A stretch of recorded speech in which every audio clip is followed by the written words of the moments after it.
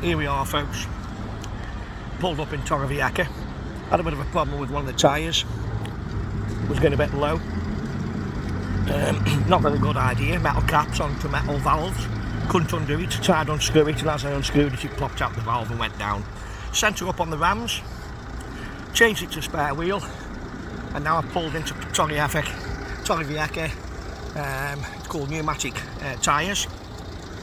They told me park outside because I can't get up the ramp. If I try and get up the ramp, it's too steep, I'll bottom out.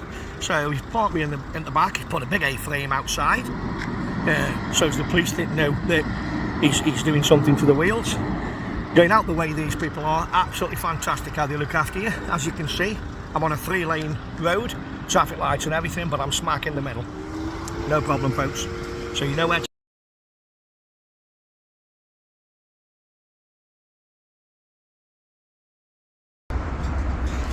even putting my spare underneath. Absolutely amazing job they've done here. Can't fault it. Thank you so much to the help at Pneumatic Tyres.